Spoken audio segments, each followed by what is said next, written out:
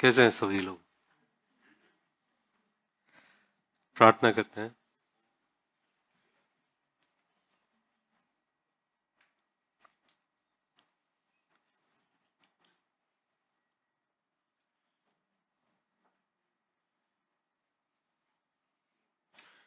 प्यारे पिता परमेश्वर, इस शाम के समय हम आपके उपस्थिति में हैं और परमेश्वर हम विनती करते हैं आपसे कि आप हमसे बातें कीजिए, आपके वचन के जरिए हमें सिखाइए।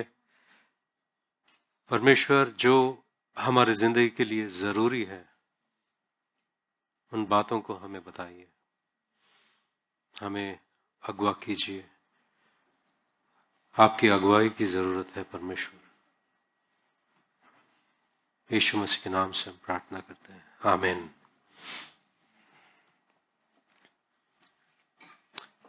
दो हफ्ते पहले हमने क्या वचन सुना? 2 हफ्ते पहले हमने क्या वचन सुना?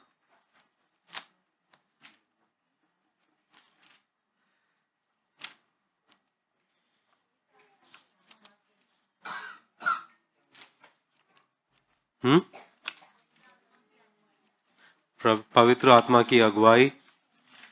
पवित्र आत्मा की अगुवाई पवित्र आत्मा की अगुवाई के बारे में हमने सुना था। हमने ये देखा कि कैसे जब हम प्रेरितों की पत्री में देखते हैं, प्रेरितों की पत्री में हम उन बातों को देखते हैं कि प्रेरितों की पत्री 8वां अध्याय 19वें वचन में हमने ये देखा कि पवित्र आत्मा फिलिपुस से कहते हैं कि आप जाके ये जो रथ है उससे जुड़ जाओ और उनसे बातें करो। और फिलिपुस आत्मा की बातों को सुनता है, पवित्र आत्मा की आवाज को सुनने की क्षमता रखता है। और हमने प्रेरितों की पत्री 10 का 19 में ये देखा कि पतरस से पवित्र आत्मा कहता है कि देख, तेरे लिए 3 मनुष्य ढूंढ रहे हैं। और वहां पर लिखा है कि पवित्र आत्मा की आवाज पतरस ने सुना। प्रेरितों की पत्री 13 का 2 में हमने ये देखा कि पवित्र आत्मा ये कहता है कि मेरे लिए बरनबास और सौल को अलग करो। और सारे लोगों ने पवित्र आत्मा की आवाज सुनी। प्रेरितों की पत्री 16:6 वहां पर लिखा है कि पवित्र आत्मा ने उन्हें उस जगह पर कार्य करने के लिए अनुमति नहीं दी, उनको रोक दिया था। तो ये लोग पवित्र आत्मा की रुकावट को ये महसूस कर पाए। और आगे हमने देखा प्रेरितों की पत्री 15:28 उन सारे यरूशलेम में जो प्रेरित है और विश्वासी है वो लोग प्रार्थना कर रहे थे और पवित्र आत्मा को ये बात अच्छा लगा और हमें भी अच्छा लगा कि अन्य जाति के लोगों पर और हम बोझ ना डालें। और प्रेरितों की पत्री 20वां अध्याय 22 से लेकर 24 तक हम देखते हैं पवित्र आत्मा से पौलुस प्रेरित किया गया है और एक तरह का जोर उनके अंदर महसूस हुआ एक कार्य करने के लिए। और 19 प्रेरितों की पत्री 19 में 21 और 22 वचन में हम ये देखते हैं कि पवित्र आत्मा के अनुसार पौलुस ने निर्णय लिया है। इन सारे बातों को जब हम इकट्ठा करते हैं, हम यहां पर यह बात को देखते हैं कि कोई पवित्र प्रेरितों की पत्री में हम ये देखते हैं कि ये पवित्र आत्मा की आवाज सुन रहे हैं और उन्हें जिस तरह से महसूस होता है वो ये भी महसूस कर रहे हैं। तो हमने ये देखा उस संदेश में कि ये जो है पवित्र आत्मा की अगुवाई जो है ये कलीसिया के लिए एक आशीष है, एक आशीष है। और पवित्र आत्मा आपसे भी बात करना चाहता है, आपको भी अगुवाई देना चाहता है, मगर उसके लिए क्या जरूरत है?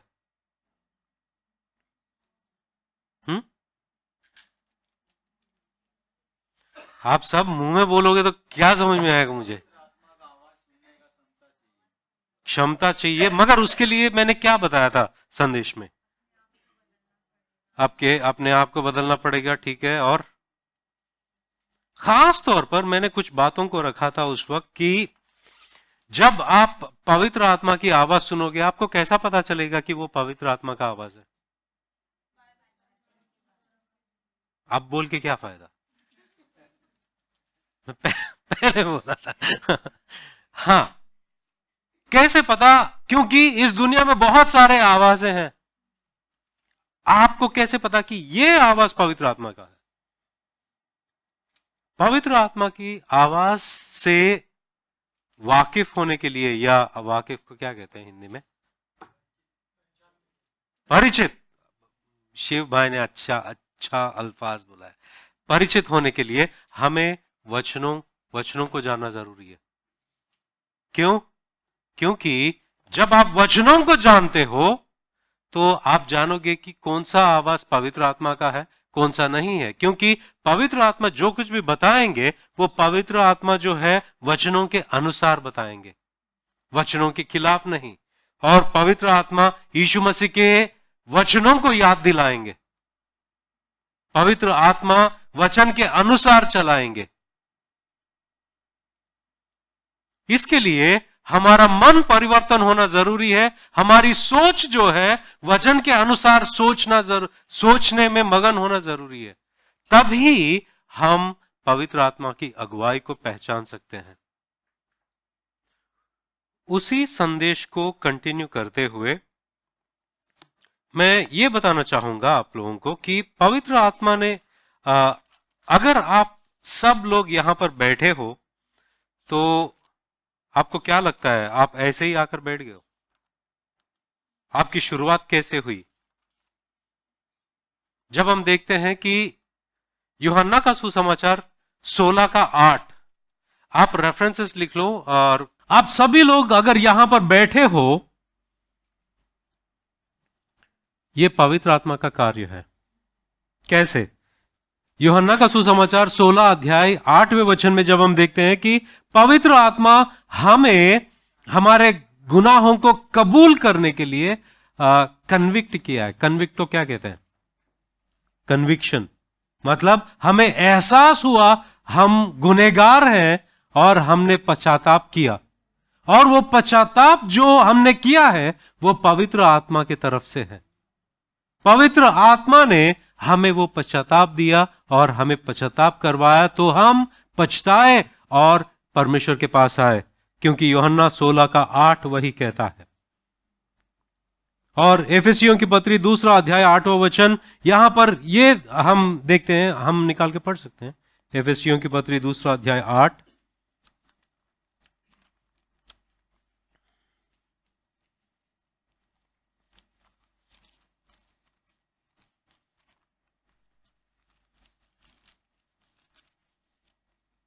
यहां पर यह लिखा है कि क्योंकि विश्वास के द्वारा अनुग्रह ही से तुम्हारा उद्धार हुआ है, और यह तुम्हारी ओर से नहीं वरन परमेश्वर का दान है। हमारा विश्वास, हमारा उद्धार वो परमेश्वर का दान है, और ये हमारी ओर से नहीं। आगे हम देखते हैं 1 कुरिन्थियों की पत्री 12 अध्याय 3 वचन में कि पवित्र आत्मा ने हमें हमारे जिंदगी में, हमारे दिल में कार्य किया, इसके लिए ही नहीं कि हम यीशु मसीह पर विश्वास करें, इसके लिए भी कि हम उसकी प्रभुता को स्वीकार करें। मतलब उसके प्रभुता के अधीन हम आए, इसके लिए भी पवित्र आत्मा ने हमें बदल दिया। हमें हमें वो उस तरह से किया ताकि हम उनके प्रभुता के नीचे आए। और हम आगे देखते हैं कि तीतुस की पत्री 3 अध्याय 5वां वचन में, कि एक बार निकाल कर पढ़ सकते हैं हम वहां, टाइटस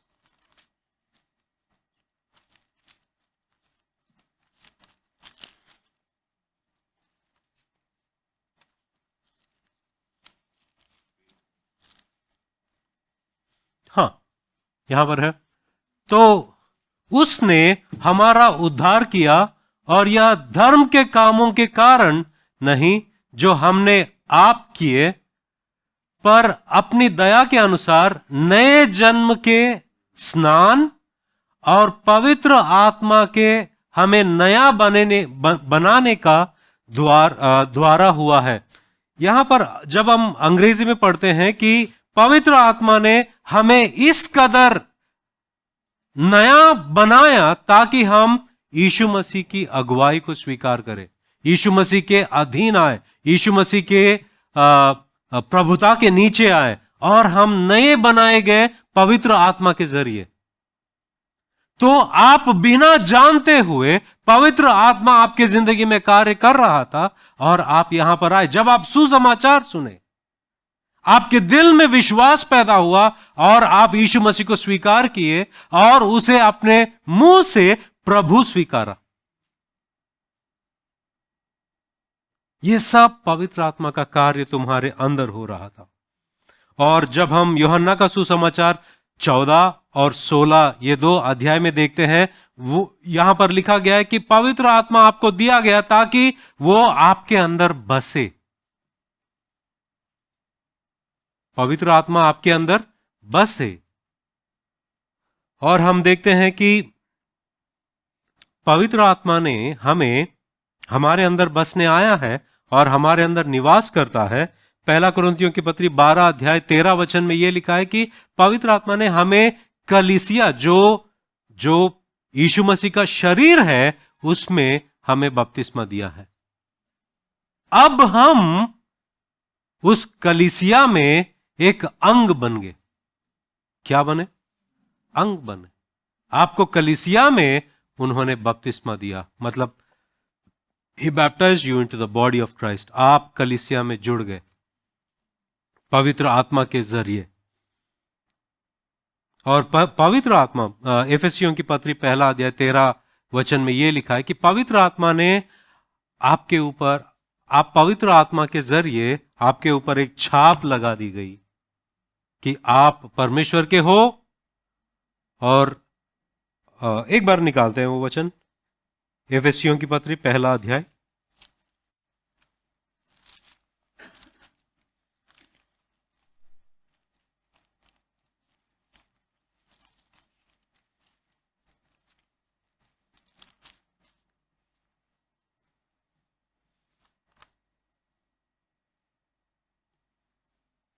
13 वचन से हम पढ़ते हैं। 1 अध्याय 13, और उसी में तुम पर भी,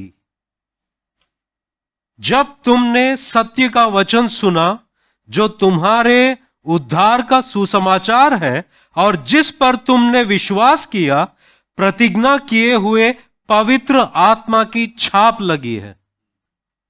पवित्र आत्मा की छाप लगी है।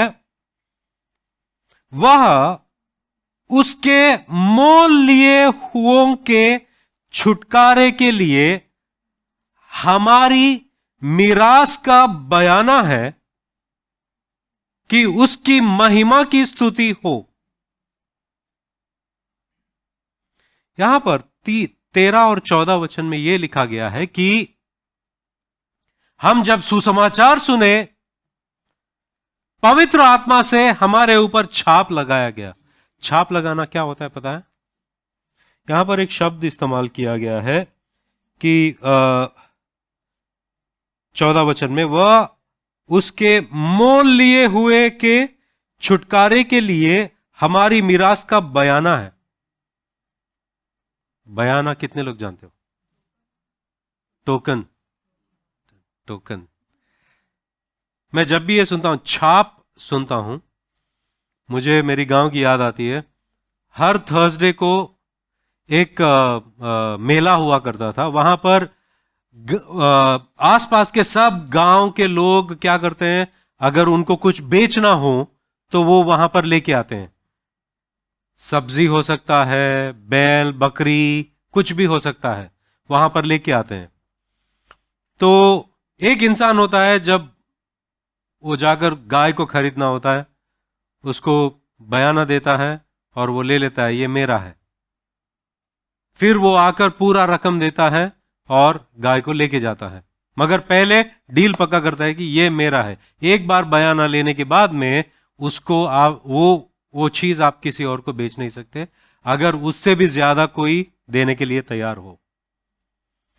यहां पर यह लिखा गया है कि पवित्र आत्मा के जरिए हम पर छाप लगी गई है और हम परमेश्वर के बने, और वो पवित्र आत्मा हमारा हिफाजत करता है तब तक जो हमारे मीरास में, मतलब हमारा विरासत में जो कुछ भी हमारे लिए परमेश्वर तय करके रखा है वो सब हम हासिल ना करें, तब तक पवित्र आत्मा के जरिए हम बंधे हुए हैं। पवित्र आत्मा हमारे अंदर निवास करते हैं और हमें सुरक्षित रखते हैं, कोई हमें छीन नहीं सकता। In him you also, when you heard the word of truth, the gospel of your salvation, and believed in him, were sealed with the promised Holy Spirit, who is the guarantee of our inheritance until we acquire possession of it to the praise of his glory। मतलब जो कुछ भी हमारे विरासत में परमेश्वर ने इंतजाम करके रखा वो सब हम हासिल करने तक पवित्र आत्मा के जरिए हम छाप लगा दिए गए हैं। अब दो चीजें हैं यहां पर, उद्धार पाए हो, उद्धार के पहले से ही पवित्र आत्मा आपके जिंदगी में काम कर रहा है, उद्धार के बाद में भी, और पवित्र आत्मा तुम्हारे साथ उस वक्त तक है जब तक आपके विरासत में जो कुछ भी परमेश्वर ने इंतजाम करके रखा है वो सब हासिल ना हो, तब तक यहां से शुरुआत लेकर वहां अंत तक पवित्र आत्मा आपके साथ है, आपके अंदर है। मगर इस बीच में कुछ और है।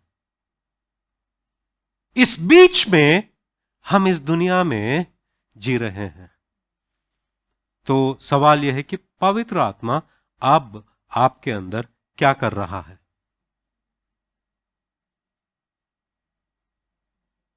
आपको उद्धार में लेके आया, सब कुछ किया, और आप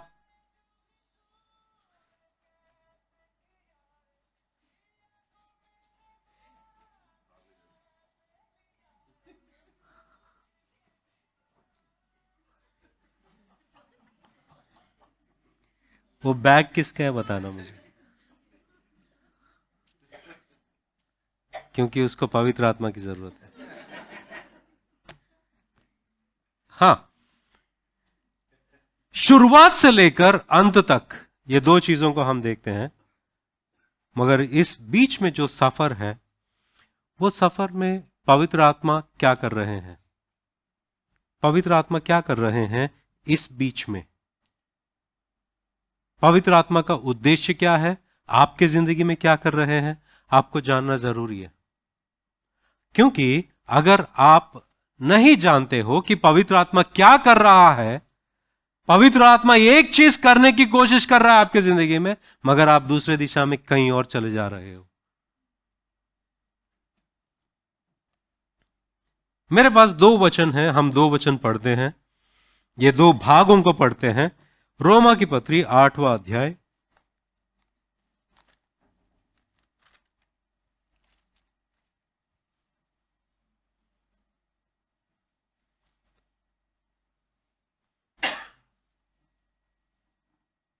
बारह, 13 और 14। इसलिए हे भाइयों, हम शरीर के कर्जदार नहीं कि शरीर के अनुसार दिन काटे। आप किसके कर्जदार नहीं हो? शरीर के कर्जदार नहीं हो कि शरीर के अनुसार दिन काटे, क्योंकि यदि तुम शरीर के अनुसार दिन काटोगे तो मरोगे, यदि आत्मा से देह की क्रियाओं को मारोगे तो जीवित रहोगे। आत्मा से देह की क्रियाओं को मारोगे तो जीवित रहोगे, इसलिए कि जितने लोग परमेश्वर के आत्मा के चलाए चलते वे ही परमेश्वर के पुत्र हैं। एक्चुअली जब आप यूनानी भाषा में पढ़ते हो इस बात को, 13 वचन ऐसा लिखा है कि क्योंकि यदि तुम शरीर के अनुसार दिन काटोगे तो मरोगे, यदि आत्मा से देह की क्रियाओं को मारोगे तो जीवित रहोगे। इस तरह जो कोई चलाया जाएगा वो कौन? जी, इस तरह परमेश्वर की आत्मा के चलाए चलते हैं, वे ही परमेश्वर के पुत्र हैं। Are you getting it? इस तरह परमेश्वर के आत्मा से चलाए जाने जो लोग हैं वो परमेश्वर के संतान हैं। कितने लोगों को समझ में आया? मतलब परमेश्वर का आत्मा जो है, पवित्र आत्मा जो है, एक रीति से चला रहा है, उस रीति से चलाए जाए हुए लोग जो हैं वो परमेश्वर के संतान हैं। वो रीति क्या है? चलाए जाना, दोबारा हम पढ़ते हैं, जितने लोग परमेश्वर के आत्मा के चलाए चलते, मतलब क्या है चलाए चलना? जोएल इधर, अभी ये इधर है, तेरा हाथ दे। इससे क्या नहीं, ये हाथ दे, और इसको मैं पकड़कर ले जा रहा हूं और वो आ रहा है। अगर समझो ये अभी मैं लेके आऊंगा तुझे, तो मेरे साथ मत आना, लड़ना।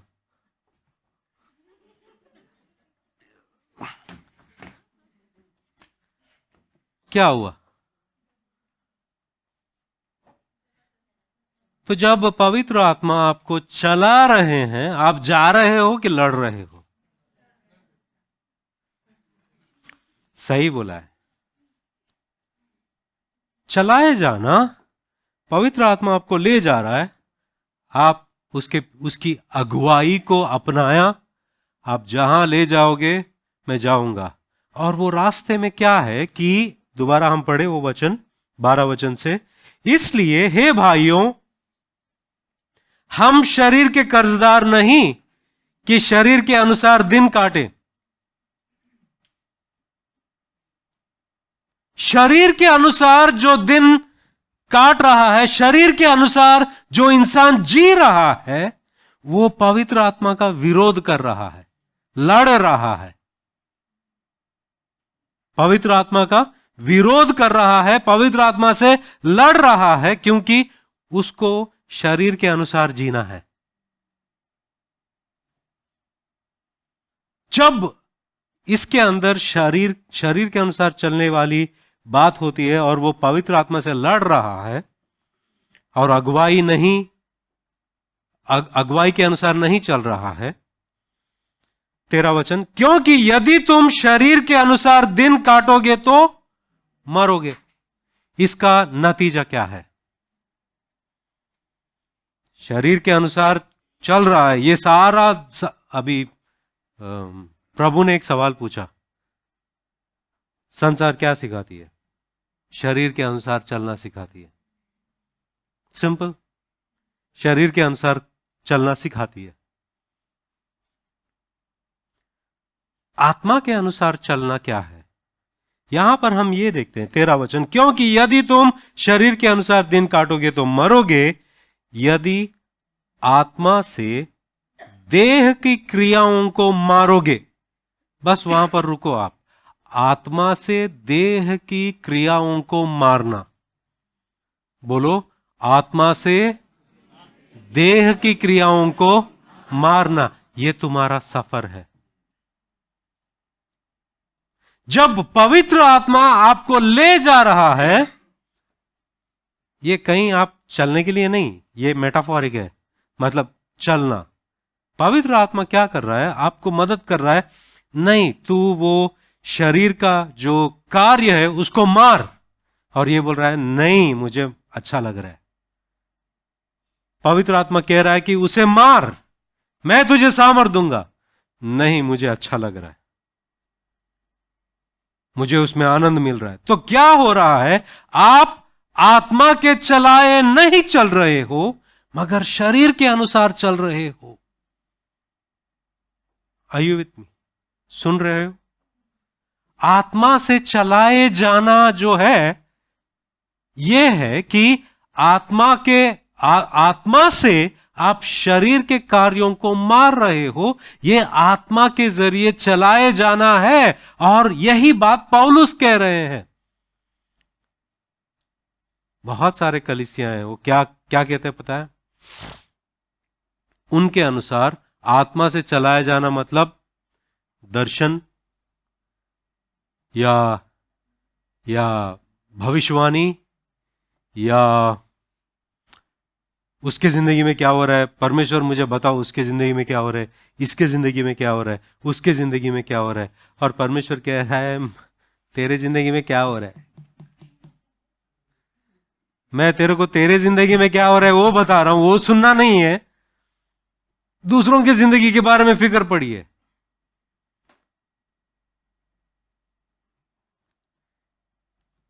तीन लोग विश्वासी लोग हैं, वो एक जगह इकट्ठा होकर अपने अपने अंदर जो हामियां हैं वो बता रहे हैं, ताकि दूसरे दो लोग उनके लिए प्रार्थना करें। तो एक व्यक्ति ने कहा कि मेरे अंदर ये बहुत गंदी आदत है, मैं लोगों को गलत नजर से देखता हूं, तो मेरे लिए प्रार्थना करो। दूसरा बंदा बोलता है कि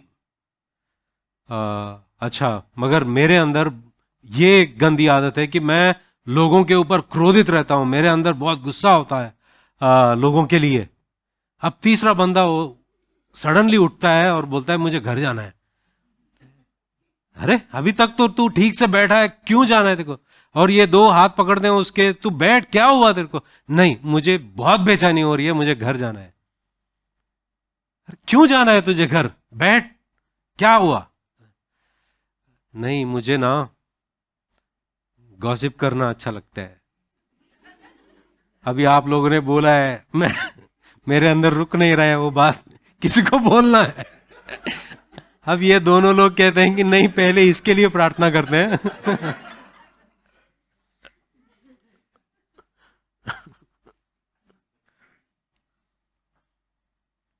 पवित्र आत्मा की अगुवाई जो हम बात कर रहे हैं, पवित्र आत्मा की अगुवाई ऐसी है कि आपको आपके शारीरिक जिंदगी से दूर करके पवित्र आत्मा आपको मसीह की तरह बदलना चाहता है, मसीह के शक्ल में बदलना चाहता है। इसके वजह से वो तुम्हें अगुवाई कर रहा है, मगर आप लड़ रहे हो।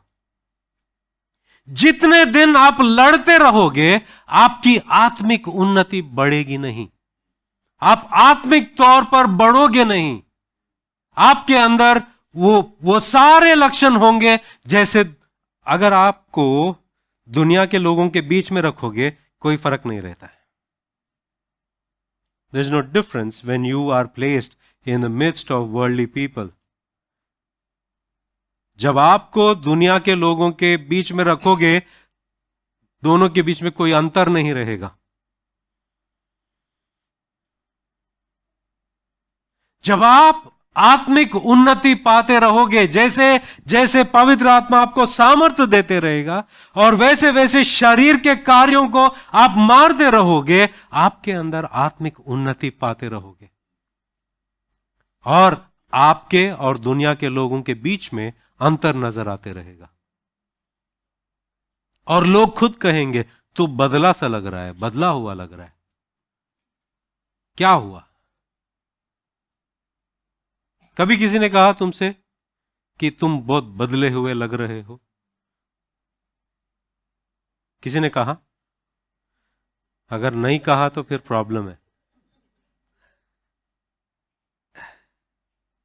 मैंने काफी बार ये बताया था, मेरे गांव में एक फोटो स्टूडियो था, शुरू किया। अभी गांव में मैं थोड़ा हीरो जैसा लगता हूं करके उसने क्या किया कि मैं फोटो स्टूडियो खोला हूं, उसमें मॉडलिंग के फोटोज चाहिए, मैं ही तुझे कपड़े दूंगा, तू बस मैं जैसा बोलूंगा वैसा तो खड़े रहे। उसने हाँ ठीक है, अभी क्या है कि कोई मेरा फोटो ले रहा है। मैं गया और वो कपड़ा पहना और ऐसा ऐसा पोज लगाया। आज भी वो फोटोज है, वो वो स्टूडियो में आज भी फोटोज है। अब वो सब फोटोज स्टूडियो में रखा। फिर बाद में मैं यीशु मसीह को स्वीकार किया, सब कुछ हो गया। मैं पासपोर्ट फोटो के लिए वही स्टूडियो में गया। अभी उसने पासपोर्ट साइज फोटोग्राफ निकाला और वो देख रहा है, ये फोटोज के बाजू में रख के ऐसा देख रहा है और बोल रहे हैं बहुत बदले हुए हो इसमें, इसमें एकदम शांत, इसकी मतलब तुम्हारे चेहरे में इतना बदलाहट आ गया कि लोग बोलेंगे ये दो अलग लोग हैं। वो बात सुनकर मुझे अच्छा लगा। आज भी अगर मेरे साथ आओ, मैं दिखाता हूं, वो स्टूडियो अभी भी है।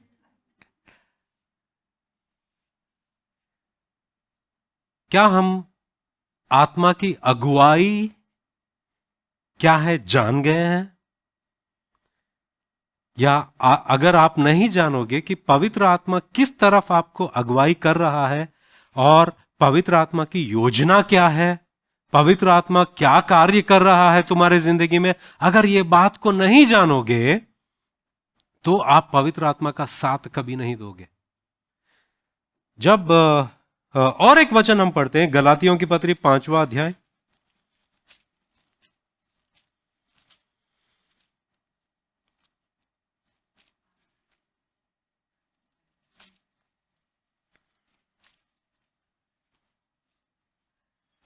सोलह 17 18।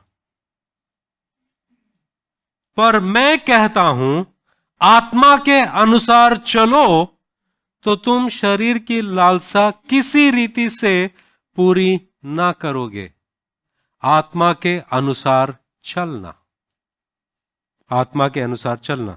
17 वचन, क्योंकि शरीर आत्मा के विरोध में और आत्मा शरीर के विरोध में लालसा करता है और ये एक दूसरे के विरोधी हैं, इसलिए कि जो तुम करना चाहते हो वह ना करने पाओ। 18 वचन, और यदि तुम आत्मा के चलाए चलते हो तो व्यवस्था के अधीन ना रहे। शरीर के काम तो प्रकट है, अर्थात व्यभिचार, गंदे काम, लूचपन, मूर्ति पूजा, टोना, बैर, झगड़ा, ईर्ष्या, क्रोध, विरोध, फूट, विधर्म, डाह, मतवालापन, लीला क्रीड़ा और इनके जैसे और काम है। इनके विषय में मैं तुमसे पहले से कह देता हूं, जैसा पहले कह भी चुका हूं, कि ऐसे ऐसे काम करने वाले परमेश्वर के राज्य के वारिस ना होंगे। पर आत्मा का फल प्रेम, आनंद, शांति, धीरज, कृपा, भलाई, विश्वास, नम्रता और संयम है। ऐसे ऐसे कामों के विरोध में कोई भी व्यवस्था नहीं। और जो मसीह यीशु के हैं, उन्होंने शरीर को उसकी लालसाओं और अभिलाषाओं समेत क्रूस पर चढ़ा दिया है। यदि हम आत्मा के द्वारा जीवित हैं तो आत्मा के अनुसार चलें भी। यहां पर पौलुस क्या कह रहे हैं कि यदि तुम आत्मा से जीवित हुए हो, मतलब मरे हुए में से, इस संसार में जब तुम थे तुम मरे हुए थे, मगर आत्मा से जब आप जीवित हो तो आत्मा के अनुसार चलो। आपको क्या लगता है जब लोग कहते हैं कि पवित्र आत्मा के अनुसार चलो, पवित्र आत्मा की अगुवाई में चलो, लोगों को सिर्फ एक ही चीज पता होता है, पवित्र आत्मा की अगुवाई क्या है? दर्शन, प्रवचन, एटसेट्रा एटसेट्रा, ये सब आता है। मगर वचन क्या कहता है? पवित्र आत्मा की अगुवाई किस तरह से होती है? वचन क्या कहता है? वचन ये कहता है कि पवित्र आत्मा की अगुवाई ये है हमारे शरीर के कार्यों को मारना, वो भी पवित्र आत्मा के मदद से, और यही उसकी अगुवाई मेरे जिंदगी में है। मैं जब सोच रहा था कि पौलुस इतना लिस्ट क्यों दिया है। कुछ लोग कह सकते हैं कि हमको कैसे पता कि पवित्र आत्मा का कार्य क्या है और शरीर का कार्य क्या है। इस दोनों के बीच में अंतर जो है उसी को दिखाने के लिए पौलुस ने यह लिस्ट दिया है। शरीर के जो काम है इस तरह से होते हैं। एक बार हम पढ़ते हैं वो गलातियों की पत्री 5वां अध्याय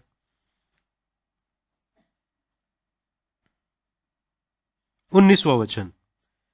शरीर के काम तो प्रकट हैं, अर्थात व्यभिचार, गंदे काम, लूचपन, मूर्ति पूजा।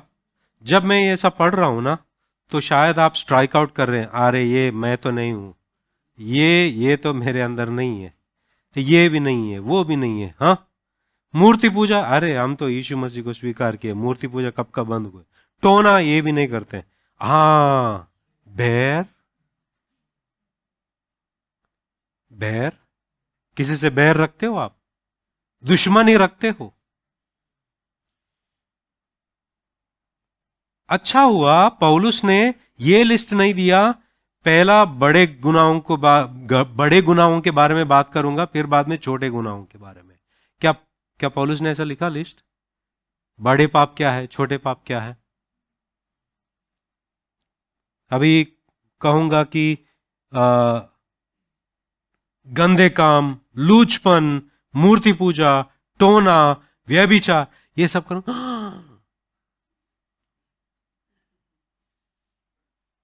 जब मैं बैर की, दुश्मनी की बात करता हूं, क्या तुम्हारे दिमाग में, तुम्हारे जहन में किसी के लिए दुश्मनी है? उसके वक्त क्यों नहीं कहते हो दुश्मनी रखते हो? कभी ऐसा हुआ आपके? अच्छा, दुश्मनी वो सब रखते हैं, होता है। व्यभिचार, व्यभिचार, व्यभिचार बोलते हो, नहीं नहीं नहीं, ये नहीं होना चाहिए। क्या है कि हमारे जहन में हमने बड़ा पाप छोटा पाप का कैटेगरी बना के रखा है। ये सबसे बड़ा गुनाह है, ये सबसे बड़ा गुनाह है। बड़ा पाप छोटा पाप नहीं होता है। ये बड़ा पाप छोटा पाप को एक लेवल पे किसने लाया पता है?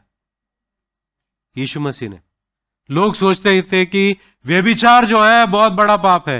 यीशु मसीह ने कहा कि गंदी नजर से देखो तो भी इक्वल है। ये लेवलिंग किसने किया? यीशु मसीह ने किया। कुछ लोग सोचते हैं कि हत्या करना पाप है। यीशु मसीह ने कहा कि अगर आप क्रोधित भी होंगे तुम्हारे भाई से या किसी से भी, आपने ऑलरेडी कत्ल कर दिया है। लेवलिंग किसने किया? यीशु मसीह ने कर दिया। तो अगर आपके दिमाग में छोटा बड़ा रख रहे हो, यह सबसे बड़ा गुनाह है। क्योंकि आप धीरे धीरे, अरे ये छोटा है, ये कोई बात नहीं, ये हो सकता है, इससे ज्यादा फर्क नहीं पड़ेगा। गुस्सा ही तो है, दुश्मनी तो है।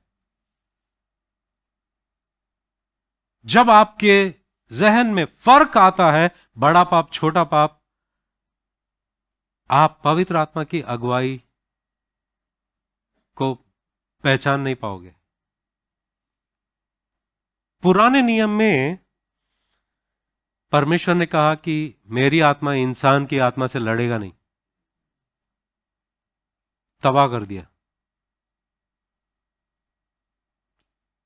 कब कहा? कब कहा? नूह के जमाने में। यस, नूह के जमाने में उन्होंने कहा। मगर अब क्या है? उन्होंने वाचा बांधा है। अब जब पवित्र आत्मा आपके साथ में है, आपके अंदर बसता है, जब आप उसका विरोध करते हो, वो तो छोड़ के नहीं जा सकता, क्योंकि उसने वाचा बांधा है, आपके ऊपर छाप लगाया है। मगर वो दुखित बहुत हो सकता है। अगर आप उसका दुख को महसूस कर नहीं पा रहे हो, आपको पवित्र आत्मा की संगति क्या है नहीं जानते हो आप। क्योंकि प्रेरितों की पत्री में यह महसूस कर रहे थे कि पवित्र आत्मा को कौन सी बातें अच्छी लग रही है। पौलुस कहता है कि पिता का अनुग्रह पुत्र का प्रेम और पवित्र आत्मा का संगति आपके साथ सदा रहे। संगति जो है, जब वो संगति होता है पवित्र आत्मा के साथ, आप महसूस करने लगते हो कौन सी बातें पवित्र आत्मा को नहीं भा रहा है मेरे अंदर, कौन सी बातें उसे दुखित कर रहा है, कौन सी बातों से वो सहमत नहीं है, किस बातों से वो संतुष्ट नहीं है मेरे अंदर। जब पवित्र आत्मा की अगुवाई की बात आती है, इन बातों के बारे में क्या किसी ने कभी सुना? जाओ YouTube पर और लिखो पवित्र आत्मा की अगुवाई। मैं चैलेंज करता हूं, बहुत कम नजर आएंगे इस तरह से पवित्र आत्मा की अगुवाई के बारे में बात करने के लिए वचनों के अनुसार। क्योंकि लोग दूसरों की जिंदगी में बहुत व्यस्त हैं। उनको पवित्र आत्मा की अगुवाई मतलब उनको ऐसा लगता है कि मैं लोगों के और परमेश्वर के बीच में ऐसा एक इंसान हूं कि परमेश्वर सिर्फ मुझसे बात करता है, लोगों को जो कुछ भी चाहिए वो मेरे से बात करेंगे तो मैं उनके लिए प्रार्थना करूंगा। वो मीडिएटरशिप हो गया है, मीडिएटर बन जाते हैं। मगर वचन कहता है कि हर एक के अंदर पवित्र आत्मा है और उनको महसूस करना है कि पवित्र आत्मा की अगुवाई क्या है। और यहां पर पौलुस कहता है कि पवित्र आत्मा की अगुवाई सबको दिया गया है। 4 बातों को मैं बताना चाहता हूं कि रोमा की पत्री में जाते हैं हम।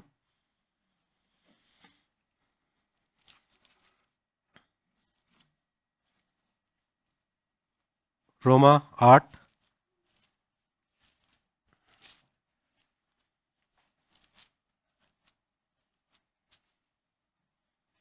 12 से दोबारा पढ़ते हैं।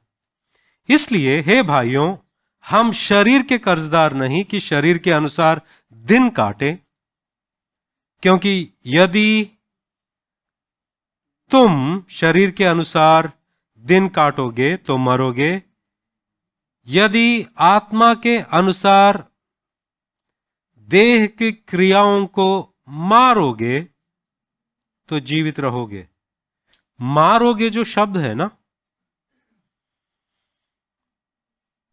ये जो मारोगे शब्द है, उस शब्द में मैं 4 बातों को देखता हूं।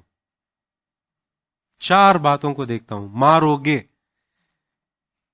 पहला जो बात है वो मैं ये देखता हूं कि ये कोई और नहीं करेगा, तुमको करना है। कोई और नहीं करेगा, क्योंकि यहां पर लिखा है कि यदि तुम शरीर के अनुसार दिन काटोगे तो मरोगे, यदि आत्मा से देह की क्रियाओं को मारोगे तो जीवित रहोगे। कौन मारेगा? हम मारेंगे। मतलब पहली बात यह है कि तुमको मारना है, कोई और नहीं मारेगा। कोई और आकर तुम्हारी जिंदगी नहीं जिएगा। तुम्हारे जूतों में पैर रखकर तुम्हारी जिंदगी या तुम्हारी लड़ाई कोई और नहीं लड़ेगा। ये आपको करना है, ये आपको करना है। You need to do it.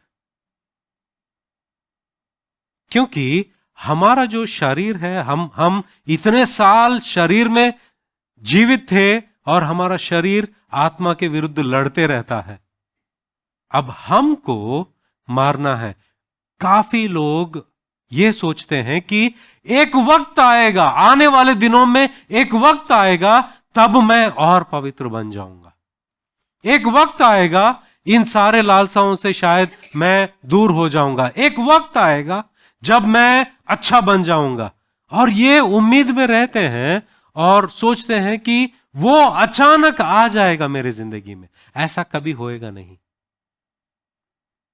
मुझे खुद इस बात से वाकिफ होना है कि मुझे ही ये शरीर के कामों को मारना है। जब मैं इच्छुक रहूंगा ये शरीर के कामों को मारने के लिए, तब मैं पवित्र आत्मा की सामर्थ को महसूस करूंगा। पवित्र आत्मा का सामर्थ आपके जिंदगी में तभी चैनलाइज होगा जब आप इच्छुक रहेंगे कि मुझे ये शारीरिक कामों से दूर रहना है, ये शरीर के कामों को मारना है। पहला चीज ये है कि आपको मारना है। ये आपका फैसला है, कोई और फैसला नहीं करेगा, ये आपका फैसला है। दूसरी बात यह है कि आप कर सकते हो। अगर आप शरीर में करना चाहोगे तो आप कभी नहीं कर पाओगे, मगर वचन कहता है कि आपको करने की क्षमता पवित्र आत्मा दे रहा है, इसलिए आप कर पाओगे।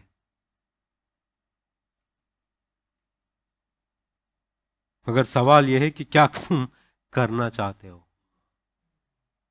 सवाल यह है कि क्या तुम करना चाहते हो? बहुत सारे लोग आते हैं, मैंने काफी लोगों से बात कर चुका हूं, और वो कहते हैं कि मुझे इस बात से बाहर निकलना है, इस बात से छुटकारा चाहिए मुझे, मगर मैं निकल नहीं पा रहा हूं। और मुझे पता नहीं कैसे निकलना है। वो कहते तो हैं, मगर क्या आपने पवित्र आत्मा की सामर्थ मांगी है इस चीज से बाहर निकलने के लिए? क्या आपने कभी पवित्र आत्मा से मदद मांगा है? हम एक काम करते हैं, मैं जानता हूं, आप भी जानते हैं, परमेश्वर भी जानता है कि हम सब किसी न किसी बात से लड़ रहे हैं, शरीर के बातों से लड़ रहे हैं। उन सारे बातों से एक कोई बात ऐसा है जिस पर आप जय प्राप्त करना चाहते हो। What is that one thing that you want to win upon it? आप सब आंखें बंद करो और वो एक बात सोचो जिस पर आपको जय पाना है। मैं 100 बातों की नहीं कर रहा हूं, एक बात ऐसा कोई सोचो और आप प्रार्थना करो इसी वक्त कि परमेश्वर मुझे आप सामर्थ्य दीजिए कि ये पूरे दिन में मुझे ये जो शरीर का कार्य है वो नहीं करना है। प्रार्थना कर रहे हो? और मुझे इसके लिए आप सामर्थ्य दो।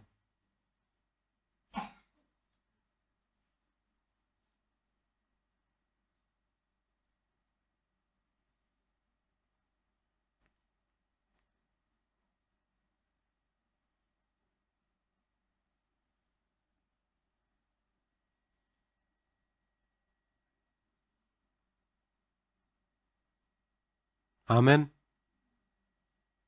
क्या आप ये हर दिन कर सकते हो? हर दिन सुबह आपके दिन की शुरुआत ऐसा हो सकता है, मुझे कल क्या हुआ पता नहीं परमेश्वर, मगर आज मैं जो जिंदगी जी रहा हूं तुम्हारी सामर्थ्य से जीना चाहता हूं। आपको पता है कि एक ईसाई का जिंदगी जो है हर दिन एक चमत्कार है। उसको इस चीज के लिए बुलाया गया कि वो परमेश्वर के सामर्थ्य में चले, खुद के सामर्थ्य में नहीं।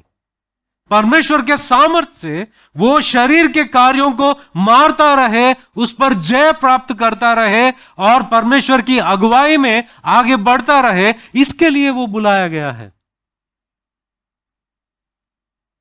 खुद के ताकत से मारना नहीं, मगर परमेश्वर की आत्मा से वो चीज को मारना। इसके लिए क्या जरूरी है पता है? आपको पहले आपके अंदर नम्रता होना चाहिए कि आप जो शरीर का कार्य में लगे हुए हो उसको पहले कहो कि ये पाप है। अगर घमंड है आपके अंदर, उसको कभी भी आप पाप नहीं कहोगे, उसको दूसरा कुछ नाम दोगे।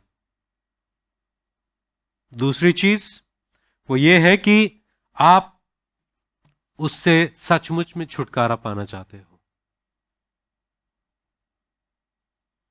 जब तक उससे आप आनंद उठाओगे, उससे छुटकारा भी कभी भी नहीं पा पाओगे। वचन कहता है कि ये आपकी जिम्मेदारी है, और वचन ये भी कहता है कि आप कर सकते हो। ये दूसरा। तीसरा जो है, इसका जिम्मेदार आप ही हो। आत्मा में या आत्मिक उन्नति पाना या ना पाना, इसके जिम्मेदार आप ही हो। चौथा जो है कि आप इच्छुक होना इस बात के लिए, आपके अंदर इच्छा होना कि मुझे ये बात करना है। अगर ये चार बातें नहीं है तो आप कभी भी किसी भी काम पर जय प्राप्त नहीं कर पाओगे और हमेशा पवित्र आत्मा से लड़ते रहोगे।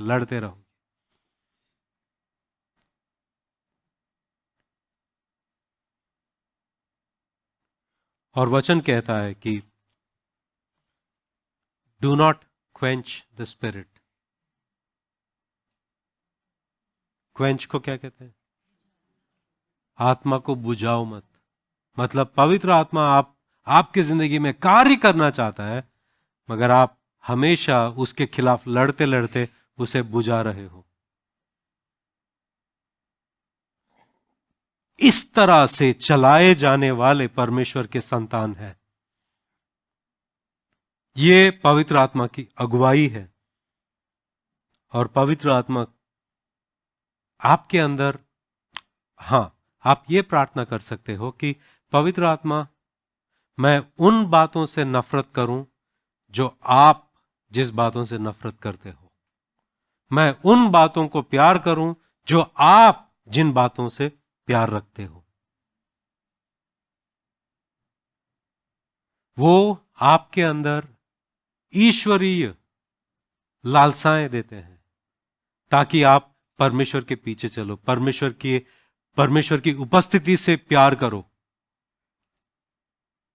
और परमेश्वर को भाता हुआ जो भी चीज है उससे आप प्यार रखते रहो। आपका जिंदगी परिवर्तन होगा अगर आत्मा के चलाए चलते हो।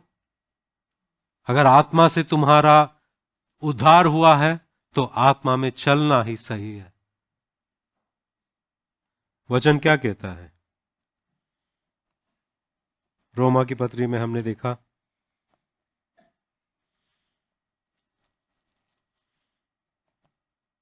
अगर आप परमेश्वर के संतान हो तो परमेश्वर के फैमिली के अनुसार चलो, परमेश्वर के परिवार के अनुसार चलो। कभी आपने आपके बच्चों को दूसरों के घर भेजा है और बोला है कि उसके घर जा रहे हो, संभाल के रहना, उनका विश्वास अलग है, हमारा विश्वास अलग है, उनका रिवाज अलग है, हमारा रिवाज अलग है, वो जो करते हैं ऐसा आप मत करना। सिर्फ जाना, अटेंड करके आ जाओ, उधर से कुछ नई बात सीख कर मत आओ। बोला है आपने कभी? या आपके माँ बाप ने बोला है आपको? बोला होगा ना। वैसा ही अगर आप परमेश्वर के संतान हो तो परमेश्वर के आत्मा से चलो, परमेश्वर के आत्मा से चलाए चलो। और जो कोई परमेश्वर के आत्मा से चलाया चलता है वो परमेश्वर का संतान है। प्रार्थना करते हैं।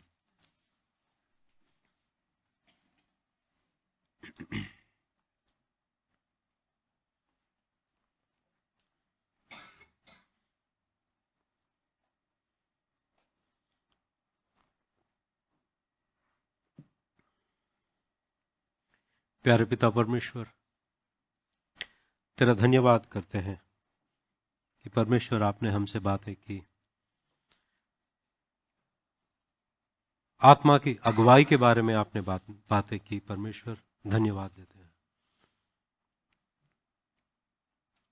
परमेश्वर, हम आपकी आत्मा से ना लड़े या उनका विरोध ना करें, मगर उनके चलाए हम चलते रहे परमेश्वर। और परमेश्वर हमें मदद कीजिए, आपके सामर्थ्य से हम शरीर के कार्यों को मारते रहे। और इसके लिए परमेश्वर हमें इच्छा, नम्रता, जो भी गुण चाहिए वो दीजिए, ताकि हम शरीर के कार्यों को परख पाए और उसे कबूल करें और उसके खिलाफ परमेश्वर हम लड़ाई छेड़े। और परमेश्वर हमें सामर्थ्य दीजिए। हम आत्मिक रीति से हर चीज में उन्नति पाना चाहते हैं, और ये आत्मिक ख्वाहिश से हमारी जिंदगी, हमारा दिल भर दीजिए, ताकि हम आत्मिक चीजों की लालसा करें, आत्मिक बातों की लालसा करें। धन्यवाद परमेश्वर, यीशु मसीह के नाम से हम प्रार्थना करते हैं, आमीन।